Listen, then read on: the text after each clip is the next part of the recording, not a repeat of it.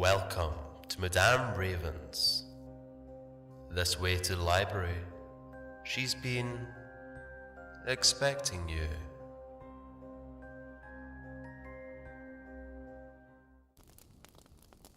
The Turn of the Screw by Henry James.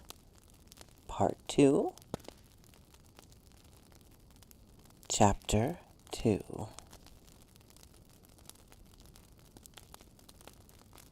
This came home to me 2 days later. I drove over with Flora to meet, as Mrs. Gross said, the little gentleman.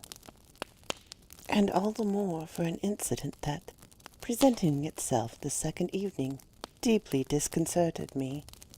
The first day had been, on the whole, as I have expressed, reassuring. But I was to see it wind up in keen apprehension. The post-bag that evening, it came late, contained a letter for me, which, however, in the hands of my employer, I found to be composed but of a few words, enclosing another, addressed to himself with the seal still unbroken.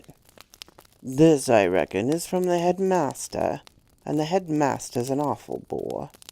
Read him, please. Deal with him, but mind you do not report. Not a word. I'm off." I broke the seal with a great effort, so great a one that I was a long time coming to it. Took the unopened missive at last up to my room, and only attacked it just before going to bed. I had better have let it wait till morning, for it gave me a second sleepless night. With no counsel to take the next day, I was full of distress, and it finally got so the better of me that I determined to open myself, at least to Mrs. Gross. "What does it mean, the child's dismissed his school?" She gave me a look that I remarked at the moment, then visibly, with a quick blankness, seemed to try to take it back. "But aren't they all sent home?" "Yes, but only for the holidays. Miles may never go back at all." Consciously under my attention, she reddened. "They won't take him?" "They absolutely decline." At this she raised her eyes, which she had turned from me. I saw them fill with good tears. "What has he done?" I hesitated. Then I judged best simply to hand her my letter, which, however, had the effect of making her, without taking it, simply put her hands behind her. She shook her head sadly. "Such things are not for me, miss." My counselor couldn't read. I winced at my mistake, which I attenuated as I could, and opened my letter again, and repeated it to her. Then, faltering in the act and folding it up once more, I put it back in my pocket. "Is he really bad?" The tears were still in her eyes. "Do the gentlemen say so?" "They go into no particulars. They simply express their regret that it should be impossible to keep them." "That can have only one meaning." Mrs. Gross listened with dumb emotion. She forebode to ask me what that meaning might be, so that, presently, to put the thing with some coherence, and with the mere aid of her presence to my own mind, I went on, "that he is an injury to the others." At this, with one of the quick turns of simple folk, she suddenly flamed up. "Master Miles! Him an injury!"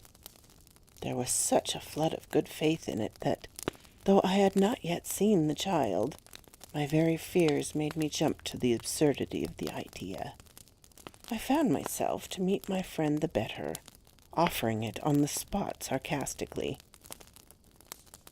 to his poor little innocent mates. "It's too dreadful," cried Mrs. Gross, "to say such cruel things. Why, he's scarcely 10 years old." Yes, it would be incredible. She was evidently grateful for such a profession. "See him, miss, first, then believe it." I felt forthwith a new impatience to see him. It was the beginning of a curiosity that for all the next hours was to deepen almost to pain. Mrs. Gross was aware, I could judge, of what she had produced in me, and she followed it up with assurance. "You might as well believe it of the little lady, bless her," she added the next moment. "Look at her."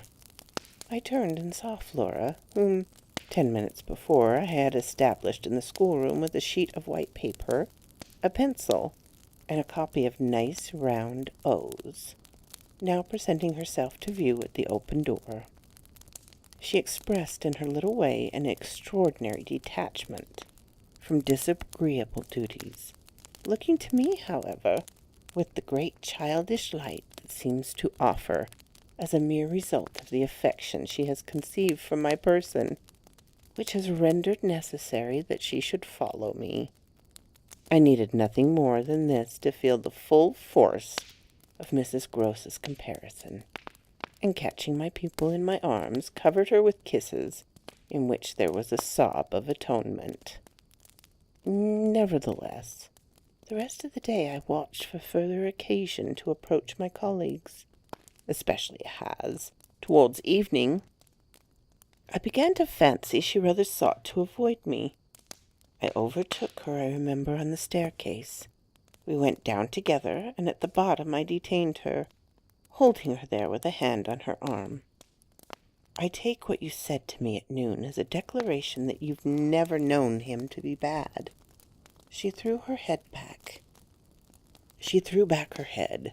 She had clearly by this time, and very honestly, adopted an attitude. "Oh, never known him to? Don't pretend that." I was upset again. "Then you have known him?" "Yes, indeed, miss, thank God." On reflection, I accepted this. "You mean that a boy who never is no boy for me." I held her tighter. "So you like them with the spirit to be naughty?" Then, keeping pace with her answer, "So do I eagerly brought out. "But not to the degree to contaminate." "To contaminate?" My big word left her at a loss. I explained it. "To corrupt." She stared, taking my meaning in, but it produced in her an odd laugh. "Are you afraid he'll corrupt you?" She put the question with such a fine, bold humor that, with a laugh, a silly little doubtless to match her own, I gave way for the time to the apprehension of ridicule. But the next day, as the hour for my drive approached, I cropped up in another place. "What was the lady who was here before?" "The last governess. She was also young and pretty, almost as young and almost as pretty, miss, even as you." "Ah, then, I hope her youth and beauty helped her," I recollect throwing off. "He seems to like us young and pretty." "Oh, he did," Mrs. Gross assented. "It was the way he liked everyone." She had no sooner spoken, indeed, than she caught herself up. "I mean, that's his way. The master's." I was struck. "But of whom did you speak first?" She looked blank, but she colored. "Why, of him." "Of the master? Of who else?" There was so obviously no one else that in the next moment I'd lost my impression of her having accidentally said more than she meant, and I merely asked what I wanted to know. Did she see anything in the boy that wasn't right? She never told me. I had a scruple, but I overcame it. Was she careful? Particular? Mrs. Gross appeared to be conscientious. "About some things, yes, but not about all." Again she considered. "Well, miss, she's gone. I won't tell tales." "I quite understand your feeling," I hastily replied. But I thought it, after an instant, not opposed to the concession to pursue. "Did she die here?" "No, she went off." I don't know what there was in this brevity of Mrs. Gross's that struck me as ambiguous. "Went off to die?" Mrs. Gross looked straight out of the window, but I felt that, hypothetically, I had a right to know what young persons engaged for Bly were expected to do. She was taken ill, you mean, and went home. She was not taken ill as far as appeared in this house. She left it at the end of the year, to go home, as she said, for a short holiday, to which time she had put in had certainly given her a right.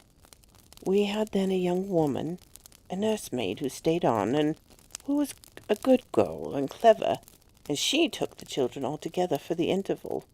But our young lady never came back, and at that very moment I was expecting her, I heard from the master she was dead. I turned this over. But of what? He never told me, but please, miss, said Mrs. Gross, I must get to my work. Chapter 3. Her thus turning her back on me was, fortunately not, for my just preoccupations, a snub that I could check the growth of our mutual esteem. We met, after I'd brought home little Miles, more intimately than ever on the ground of my stupefaction, my general emotion.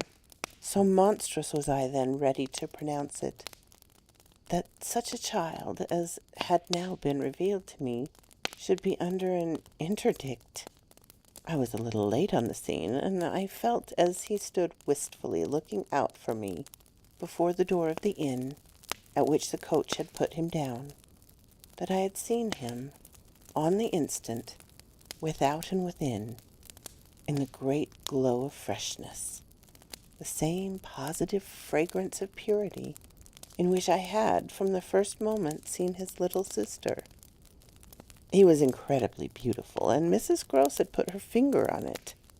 Everything but a sort of passion of tenderness for him was swept away by his presence. What I then and there took him to my heart, for was something divine in that I had never known, found in the same degree in any child. His indescribable little air of knowing nothing in the world but love. It would have been impossible to carry a bad name with a greater sweetness of innocence. And by the time I had gotten back to Bly with him, I remained merely bewildered, so far, that is, as I was not outraged by the sense of the horrible letter locked up in my room in a drawer. As soon as I could compass a private word with Mrs. Gross, I declared to her that it was grotesque. She promptly understood me. You mean the cruel charge. It doesn't live an instant, my dear woman. Look at him. She smiled at my pretension to have discovered his charm. I assure you, miss, I do nothing else. What will you say then? She immediately added, in answer to the letter? I had made up my mind. Nothing. And to his uncle? I was incisive. Nothing. And to the boy himself? I was wonderful. Nothing. She gave with her apron a great wipe to her mouth. Then I'll stand by you. We'll see it out. We'll see it out, I ardently echoed, giving her my hand to make it a vow. She held me there a moment, then whisked up her apron again with her detached hand. Would you mind, miss, if I used the freedom to kiss me? No. I took the good creature in my arms, and after we had embraced like sisters, felt still more fortified and indignant. This, at all events, was, for the time, a time so full that, as I recall the way it went, it reminds me of all the art I now need to make it a little distinct. What I look back at with amazement is the situation I accepted. I had undertaken with my companion to see it out, and I was under a charm, apparently, that could smooth away the extent and the afar and difficult connections of such an effort. I was lifted aloft on a great wave of infatuation and pity. I found it simple, in my ignorance, my confusion, and perhaps my conceit, to assume that I could deal with a boy whose education for the world was all on the point of beginning. I'm unable even to remember at this day what proposal I framed for the end of his holidays and the presumption of his studies. Lessons with me, indeed, that charming summer. We all had a theory that he was to have. But I now feel that, for weeks, the lessons must have been rather my own. I learned something, at first certainly, that had not been one of the teachings of my small, smothered life. Learned to be amused, and even amusing, and not to think for the morrow. It was the first time, in a manner, that I had known space and air and freedom, all the music of summer, and all the mystery of nature. And then there was consideration, and consideration was sweet. Oh, it was a trap, not designed, but deep, to my imagination, to my delicacy, perhaps to my vanity, to whatever in me was most excitable. The best way to picture it at all is to say that I was off my guard. They gave me so little trouble. They were of a gentleness so extraordinary. I used to speculate, but even this, with dim disconnectedness, is how the rough future, for all futures are rough, would handle them and might bruise them. They had the bloom of health and happiness, and yet, as if I had been in charge of a pair of little grandees, of princes of blood, for whom everything to be right would have to be enclosed and protected, the only form that, in my fancy, the after years could take for them was that of a romantic, a real royal extension of the garden and park. It may be, of course, above all, that what suddenly broke into this gives the previous time a charge of stillness, that hush in which something gathers or crouches. The change was actually like the spring of a beast. In the first weeks, the days were long. They often, at their finest, gave me what I used to call my own hour. The hour when, for my pupils, tea time and bedtime having come and gone, I had, for my final retirement, a small interval alone. Much as I like my companions, this hour was the thing in the day I liked the most, and I liked it best of all when, as the light faded, or rather, I should say, the day lingered, and that the last call of the last bird sounded in a flushed sky from the old trees. I could take a turn in the grounds and enjoy, almost with a sense of property that amused and flattered me, the beauty and dignity of the place. It was a pleasure at these moments to feel myself tranquil and justified, doubtless, perhaps, also to reflect that by my discretion, my quiet good sense and general high propriety, I was given pleasure, if he ever thought of it, to the person whose pressure I had responded. What I was doing was what he had earnestly hoped and directly asked of me, and that I could, after all, do it proved even a greater joy than I expected. I dare say I fancied myself, in short, a remarkable young woman, and took comfort in the faith that this would more publicly appear. Well, I needed to be remarkable to offer a front to the remarkable things that presently gave me their first sign. It was plump one afternoon, in the middle of my very hour. The children were tucked away, and I had come out for my stroll.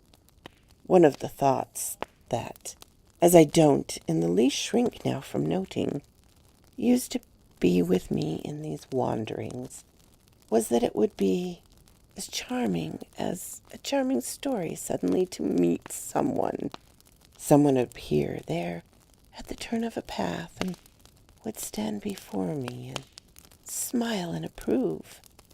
I didn't ask more than that. I only asked that he should know.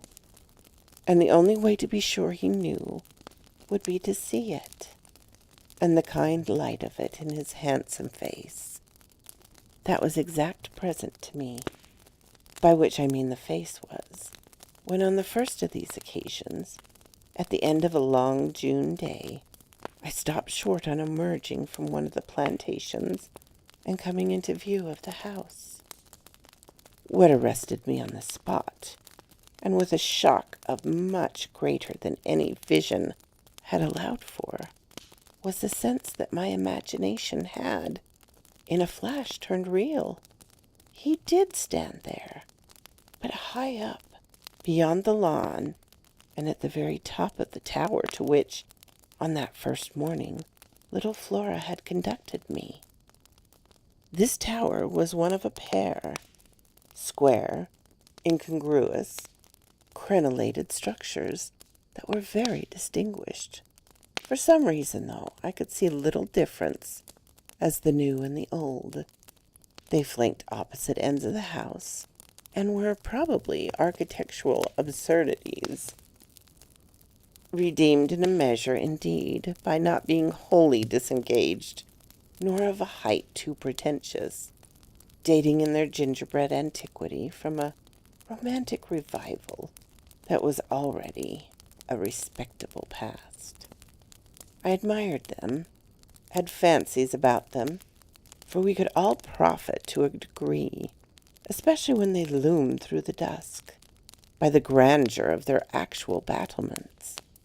Yet it was not as such an elevation that the figure I had so often evoked seemed most in place.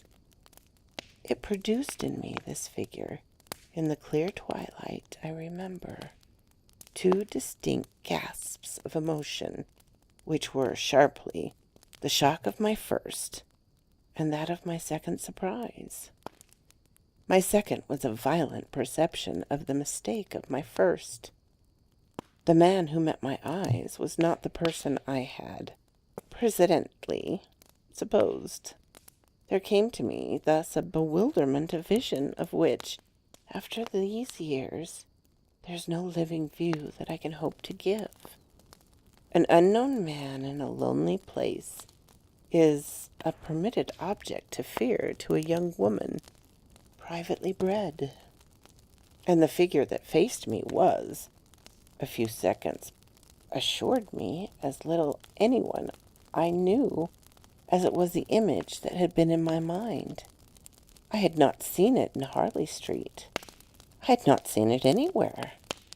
The place, moreover, in the strangest ways in the world, had on the instant, and by the very fact of its appearance, become a solitude, to me at least, making my statement here with a deliberation which I have never made it.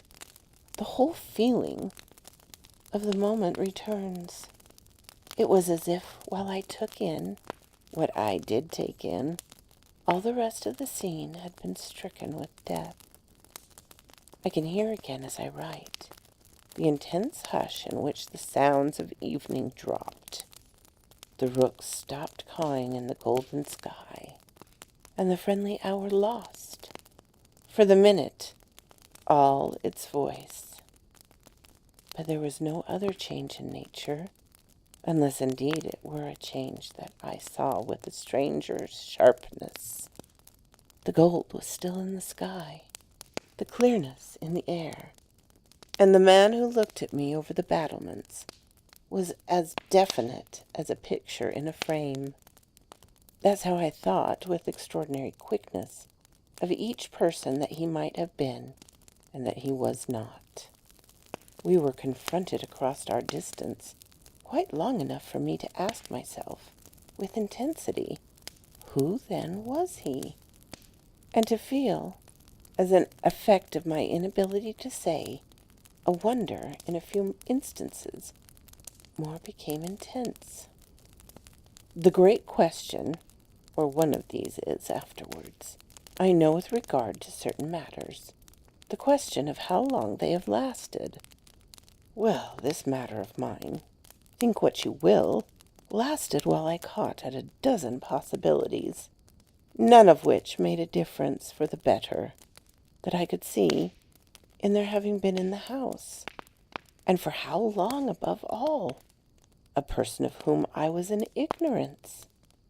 It lasted while I just bridled a little with the sense that my office demanded that there should be no such ignorance and no such person. It lasted while this visitation, at all events, and there was a touch of strange freedom, as I remember, in the sign of familiarity, of his wearing no hat, seemed to fix me, from his position, with just the question, just the scrutiny through the fading light, that his own presence provoked. We were too far apart to call each other, but there was a moment at which, at shorter range, some challenge between us, breaking the hush, would have been the right result of our straight mutual stare. He was in one of the angles, the one away from the house, very erect, as it struck me, with both hands on the ledge. So I saw him as I see the letters I form on this page. Then exactly, after a minute, as if to add to the spectacle, he slowly changed his place, passed, looked at me hard all the while, to the opposite corner of the platform. Yes, I had the sharpest sense that during his transit he never took his eyes from me, and I can see at this moment the way his hand, as he went, passed from one of the crenellations to the next. He stopped at the other corner, but less long, and even as he turned away, still markedly fixing me. He turned away. That was all I knew.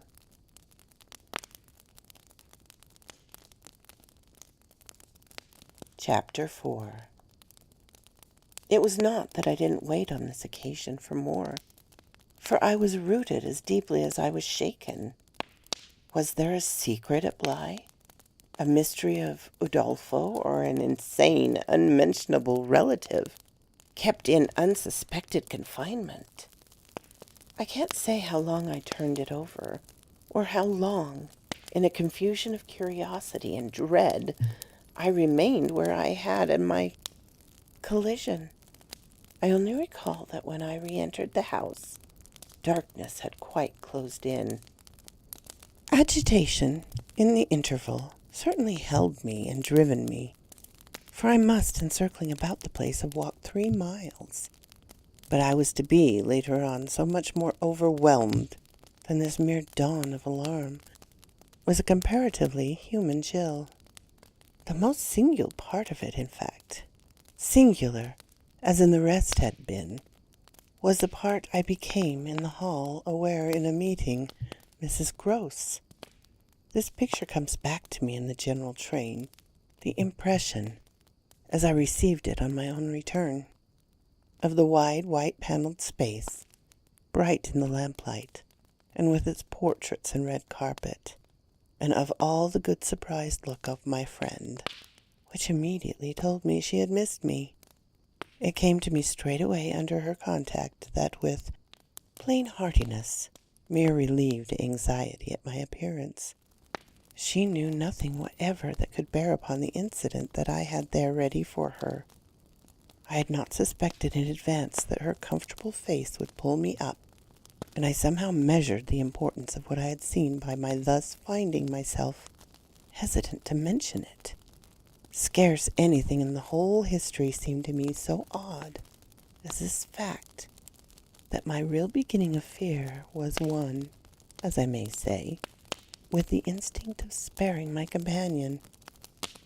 On the spot, accordingly, in the pleasant hall, and with her eyes on me, I, for a reason that I couldn't have phrased, achieved an inward resolution, offered a vague pretext for my lateness, with the plea of the beauty of the night and of the heavy dew and wet feet, went as soon as possible to my room. Here it was another affair. Here for many days after. It was a queer affair enough. There were hours, from day to day, Or at least there were moments snatched, even from clear duties, when I had to shut myself up to think.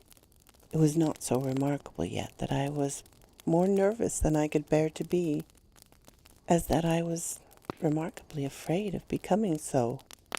For the truth I had now to turn over was, simply and clearly, the truth that I could arrive at no account whatever of the visitor with whom I had been so inexplicably, and yet, as it seemed to me, so intimately concerned. It took little time to see that I could sound without form of inquiry, and without exciting remark, any domestic complications.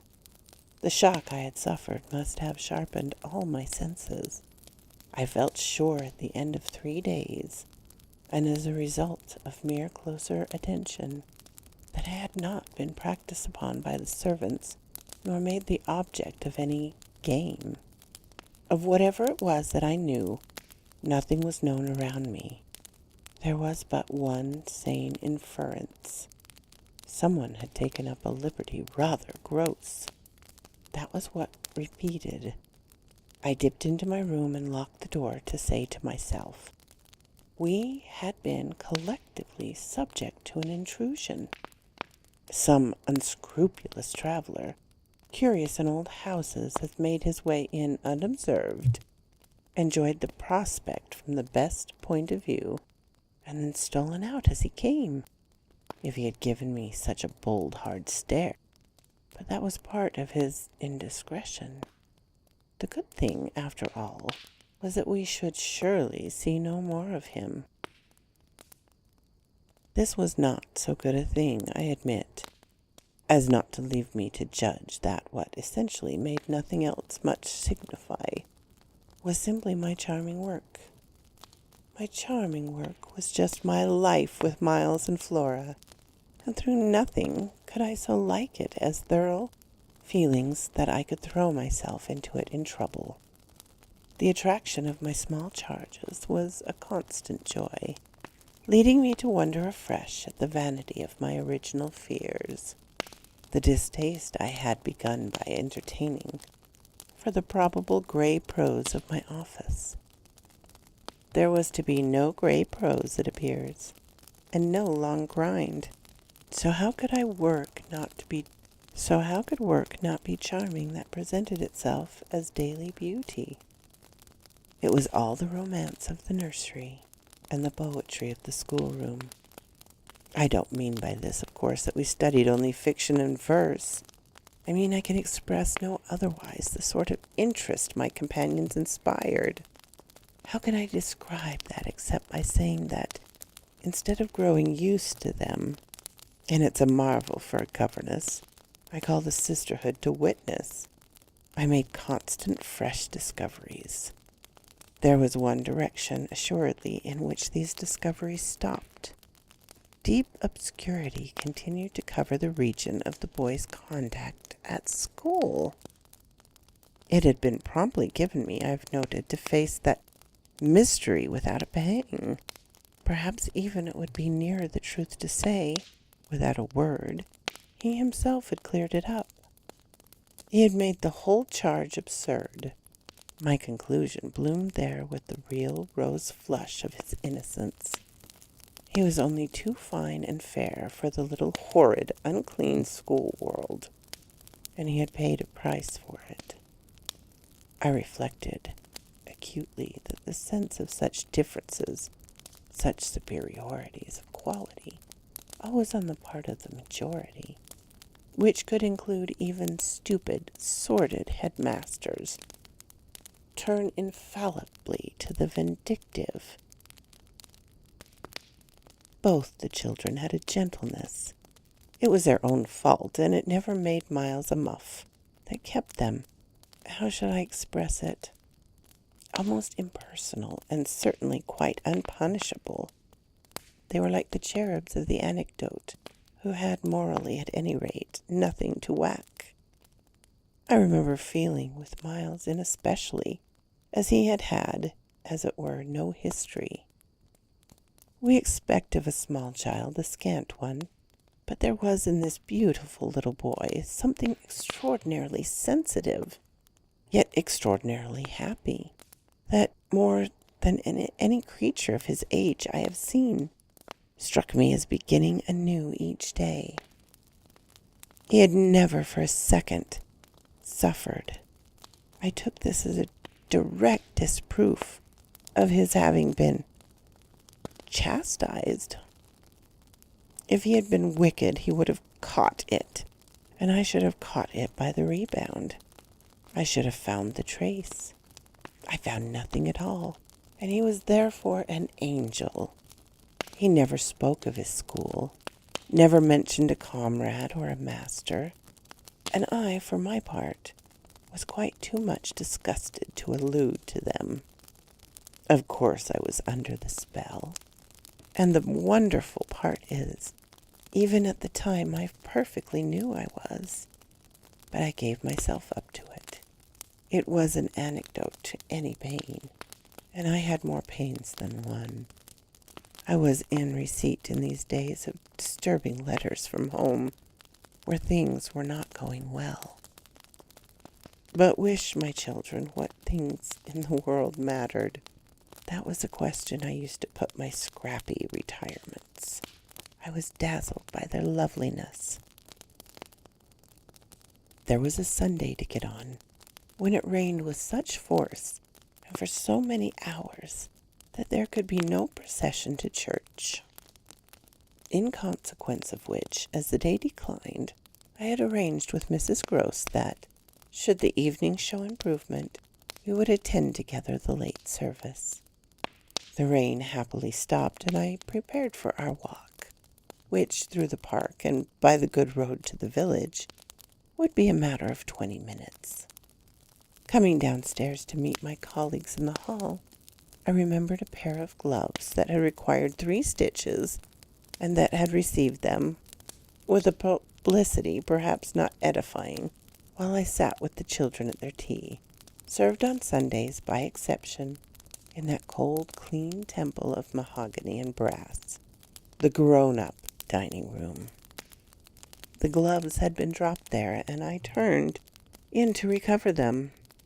The day was gray enough, but the afternoon light still lingered, and it enabled me, on crossing the threshold, not only to recognize, on a chair near the wide window, then closed, the articles I wanted, but to become aware of a person on the other side of the window, and looking straight in.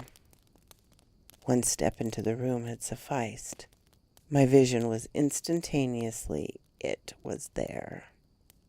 The person looking straight in was the person who had already appeared to me. He appeared thus again, with, I won't say greater distinctness, for that was impossible, but with a nearness that represented a forward stride in our intercourse, and made me, as I met him, catch my breath and turn cold. He was the same. He was the same, and seen this time as he had been before, from the waist up. The window through the dining room was on the ground floor, not going down to the terrace on which he stood.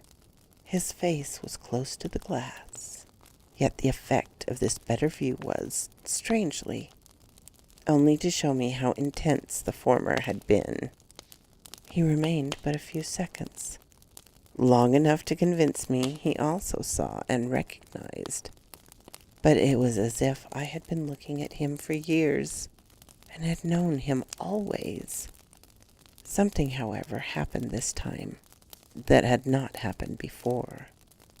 His stare into my face, through the glass across the room, was as deep and hard as then, but it quitted me for a moment, during which I could still watch it, see it fixed successively several other things. On the spot there came to me the added shock of a certitude that it was not for me he had come there. He had come for someone else. This flash of knowledge, for it was knowledge in the midst of dread, produced in me the most extraordinary effect. Started as I stood there a sudden vibration of duty and courage, I say courage because I was beyond all doubt already far gone. I bounced straight out of the door again, reached that of the house, got in an instant rush upon the drive, and passed along the terrace as fast as I could rush. I turned a corner and came full in sight. But it was in sight of nothing now. My visitor had vanished. I stopped. I almost dropped with the real relief of this, but I took the whole scene in. I gave him time to reappear. I called it time, but how long was it?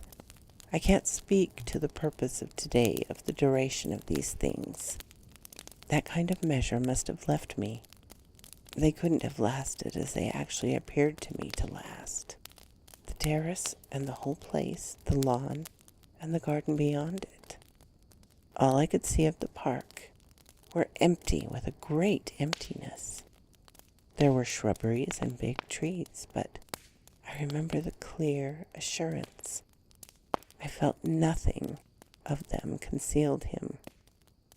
He was there or not there if I didn't see him. I got hold of this, then instinctively, instead of returning as I had come, went to the window. It was confusedly present to me that I ought to place myself where he had stood. I did so.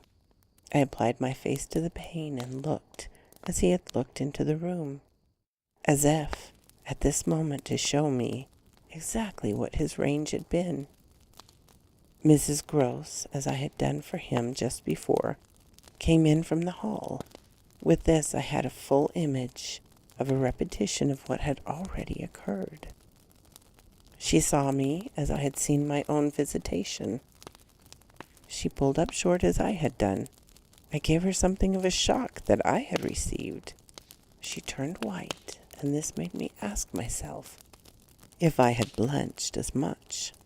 She stared, in short, and retreated on just my lines, and I knew she had then passed out and come around to me, that I should presently meet her.